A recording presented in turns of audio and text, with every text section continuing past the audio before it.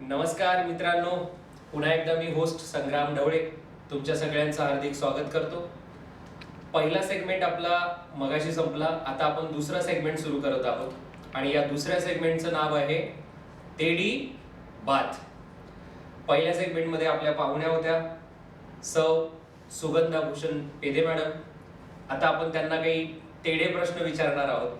तर मॅडम, आता हे जे सेगमेंट आहे या सेगमेंटचं नाव आहे तेडी बात. यात तुम्हाला मी काही तेडे प्रश्न विचारणार आहे, तर त्याचे उत्तर तुम्हाला द्यायचे.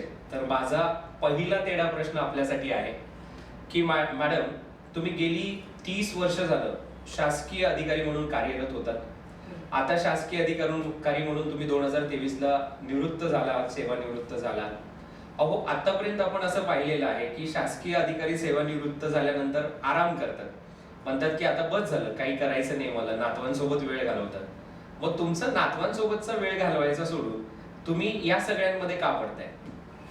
मी तुमच्या भावना समजू शकते, पण जर सर्वांनी असा विचार केला तर समाजाचा विकास कसा होईल? मला माझ्या सासऱ्यांकडून अशी शिकवण मिळाली आहे की स्वतःच्या आरामाचा विचार न करता समाजाच्या हिताकरता आपण काय केले पाहिजे याचा विचार केला पाहिजे. म्हणून मी हा ठामपणे निर्णय घेतला आहे. माझा दुसरा प्रश्न असा आहे तुम्हाला की तुम्ही महिला मंडळाच्या अध्यक्ष होतात. अध्यक्ष या नात्याने तुम्हाला निवडणूक लढवता आली असते, पण तसे न करता तुम्ही इंडिपेंडेंट अर्ज भरला. त्याचं कारण काय? तुम्ही जो प्रश्न विचारला तो अगदी मस्त आहे, खूपच छान विचारला आणि मला या प्रश्नाबद्दल आवर्जून सांगायचंच होतं. हाच जो महत्त्वाचा प्रश्न होता तो मला लोकांपर्यंत पोचवायचा होता. त्याचं काय झालं, सर्वप्रथम ही जी लढाई आहे ती संपूर्ण गावाची आहे. या लढाईमध्ये उमेदवारांची नेमणूक करताना कुठेतरी गावाला सहभागी केले नाही. त्यामुळे बायलॉज प्रमाणे आम्ही मीटिंगमध्ये वारंवार सांगितले की प्रत्येक गल्लीतील 3-3 उमेदवार घेण्यात यावे. बरं. आपल्या गावातील सभासद जागा बचाव चळवळीला समर्थन देत आहे व न्यायालयात ज्या बायका म्हणजे महिला प्लॅन्टिव्ह आहेत त्यांना विश्वासात न घेता फक्त मोजक्या लोकांसाठी चुकीच्या पद्धतीने उमेदवाराची निवड केली आहे. अशा या निवड प्रणालीवर संपूर्ण गाव चिंतित आहे. म्हणून मी इंडिपेंडेंट उभी राहिली. मॅडम, या सेगमेंटमध्ये मी अशा अनेक पाहुण्यांना बघितलेलं आहे, जेव्हा तेडी बाट यावर प्रश्न विचारतो तेव्हा त्यांना उत्तर व्यवस्थित देता येत नाही. पण तुमचा मी एक वेगळा अनुभव बघितला. तुम्ही या प्रश्नांची ना अगदी अचूक अशी उत्तरं देताय आणि ही उत्तरं नक्कीच आमच्या वेसावा गावातील नागरिकांच्या हृदयापर्यंत पोहोचतील, यात काही शंका नाही. मॅडम, तेडी बात याच्यामध्ये तुमच्यासाठी पुढचा प्रश्न आहे. मॅडम, तुमच्या या अशा निर्णयामुळे तुमच्यावर टीका आरोप करून तुम्हाला खाली खेचण्यासाठी षडयंत्र होणार नाही का? अगदी बरोबर आहे. हे होणार नाही तर हे होत आलेले आहे. पण समाजकार्यामध्ये असे टीका आरोप होतच असतात. तुम्हाला तर एक उदाहरण सांगते. RPG फाउंडेशन मार्फत वर्सोवा सुशोभीकरणसाठी CSR फंडाच्या माध्यमातून 2 कोटी देण्याची फक्त बोलणी झाली होती. लेखी असे काही झाले नव्हते. अशात काही लोक अशी अफवा पसरवत गेले की हे 2 करोड आमच्या वैयक्तिक खात्यात जमा केले असतील. आता मला हे सांगा, एखाद्या 10वीच्या विद्यार्थ्याला देखील एवढं ज्ञान असणार की CSR फंड हा कोणाच्याही वैयक्तिक खात्यात जमा केला जात नाही.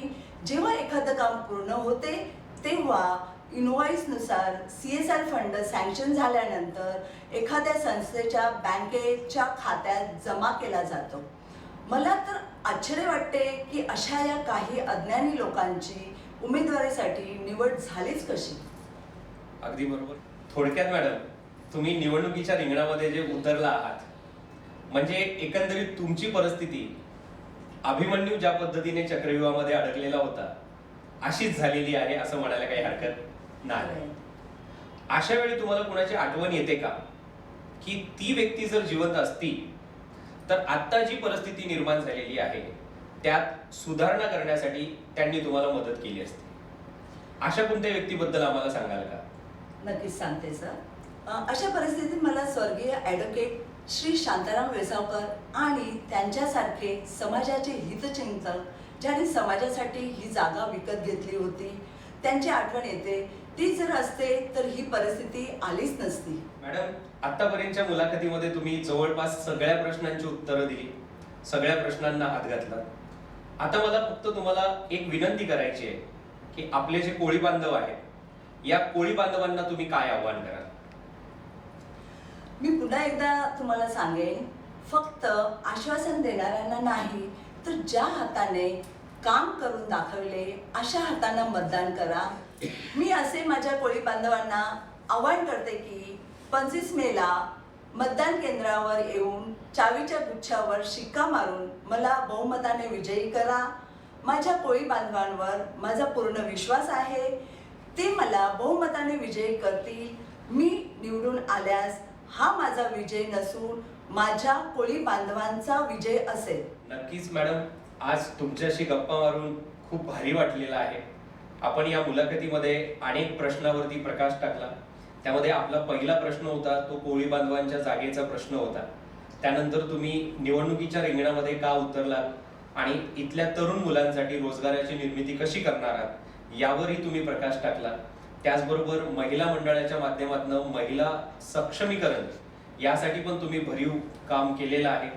तर मला तुमच्या या सामाजिक कार्याला पाहून निश्चितपणे वाटतंय की येणाऱ्या 25 मेला आपले जे मतदार बांधव आहेत ते मतदार केंद्रावर जातील आणि चावी या गुच्छावरती शिक्का मारून तुम्हाला भरभरून मतदान करतील आणि बहुमताने विजयी करतील. तुम्ही शेवटी म्हणालात की हा विजय माझा नसून माझ्या कोळी बांधवांचा विजय आहे. तर हे कोळी बांधव नक्कीच आपला विजय स्वतः सेलिब्रेट करतील तुमच्यासोबत. येणाऱ्या निवडणुकीसाठी माझ्याकडनं, माझ्या संपूर्ण टीमकडनं तुम्हाला भरभरून शुभेच्छा. तुम्ही वेळ दिलात आणि आम्हाला ही खास मुलाखत दिलीत त्याबद्दल पुन्हा एकदा मी तुमचा आभारी आहे. धन्यवाद.